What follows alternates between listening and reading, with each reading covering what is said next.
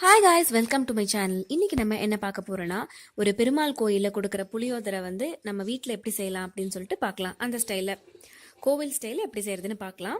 அதுக்கு தேவையான பொருட்கள் பார்த்தீங்கன்னா, வறுக்கிறதுக்கு தனியாகவும் தாளிக்கிறதுக்கு தனியாகவும் எடுத்துக்கலாம்.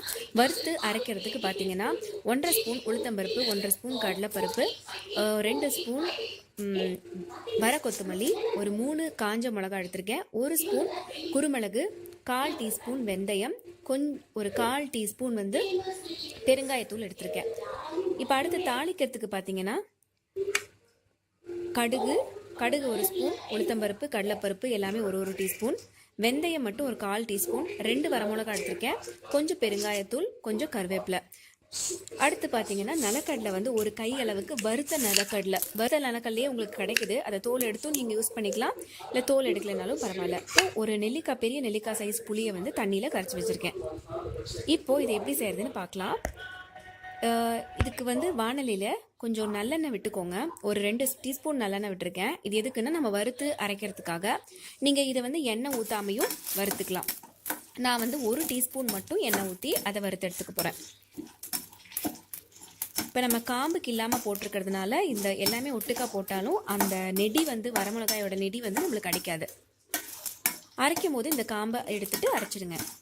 இது நிறையா வந்து நீங்கள் செஞ்சு வச்சுக்கிட்டாலும் அதை வந்து உங்களுக்கு ஒரு கண்டெய்னரில் ஸ்டோர் பண்ணி வச்சுக்கலாம். அது உங்களுக்கு எப்போ நீங்கள் புளியோதரை செஞ்சாலும் அதை எடுத்து அந்த பவுடரை நீங்கள் யூஸ் பண்ணிக்கலாம். இப்போது இதை வந்து ஒரு பிளேட்டில் ட்ரான்ஸ்ஃபர் பண்ணிக்கோங்க. இது நல்லா ஆறட்டும். ஆறினதுக்கப்புறம் மிக்சி ஜாரில் போட்டு அரைச்சி எடுத்துக்கலாம். இப்போ அதே வானிலையில் நிறைய ஒரு 2-3 கரண்டி அளவுக்கு நல்லெண்ணெய் விட்டுக்கோங்க. நல்லெண்ணெய் வந்து ரொம்ப நல்லது, எலும்புக்கு எல்லாமே நல்லது. மற்ற எண்ணெயை விட மரசெக்கில் ஆட்டின நல்லெண்ணெயாக பார்த்து ஊற்றிக்கோங்க, நல்ல டேஸ்ட்டாக இருக்கும். இப்போது இதில் நம்ம தாளிக்கிறதுக்காக வச்சுருந்த எல்லா பொருட்களையும் ஆட் பண்ணிக்கிறேன். நல்ல ஸ்லோவில் வச்சுக்கோங்க. அப்போ உங்களுக்கு இதெல்லாமே வந்து அது ஒன்றா போட்டாலும் கருகி போகாது. அடுத்து வச்சுருக்க நிலக்கடலையை ஆட் பண்ணிக்கோங்க. இப்போது கரைச்சி வச்சுருக்கிற புளி தண்ணியை வந்து ஒரு வடிகட்டி வச்சு வடித்து அதில் ஊற்றிக்கோங்க. ஏன்னா அதில் வந்து திப்பியாக புளியோடதெல்லாம் இருக்கும். அதெல்லாம் வராமல் இருக்கிறதுக்காக நீங்கள் ஒரு வடிகட்டி வச்சு வடிச்சுக்கோங்க. இப்போது இது நல்லா கொதிச்சு நல்லா சுண்டி வரணும்.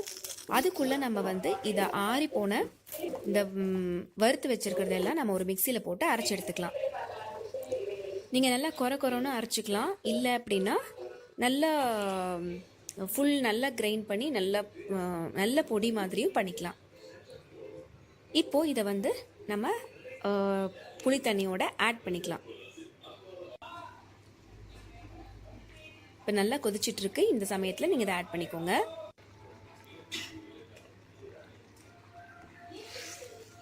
இப்போது நல்லா வந்து கொதிக்கட்டும். நல்லா கொதித்து நிறைய எண்ணெய் விட்டு செய்கிற அளவுக்கு இந்த மிக்ஸு வந்து உங்களுக்கு கெட்டு போகாமல் இருக்கும். நீங்கள் எந்த ப்ரிசர்வேட்டிவ்ஸும் இல்லாமல் கூட நீங்கள் ரொம்ப நாள் வச்சுக்கலாம். வெளியூர் போகிறவங்கெல்லாம் கூட நம்ம இதை எடுத்துகிட்டு போனோம் அப்படின்னா கெட்டு போகாது, நிறைய எண்ணெய் விட்டு செஞ்சுக்கிட்டிங்கன்னா. இப்போ இதில் கொஞ்சம் 1/4 டீஸ்பூன் மஞ்சள் தூளும் தேவையான அளவுக்கு உப்பும் ஆட் பண்ணிக்கோங்க.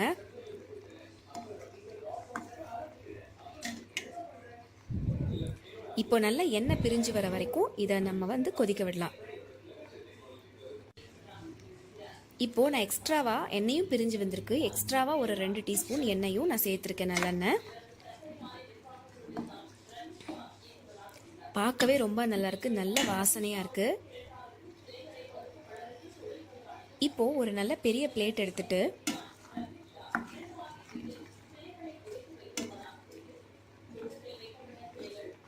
நம்ம வந்து இந்த மிக்ஸை வந்து அதில் போட்டுட்டு நல்லா சாதத்தை வந்து நல்லா பரத்தி விட்டு ரெண்டையும் மிக்ஸ் பண்ணிக்கலாம்.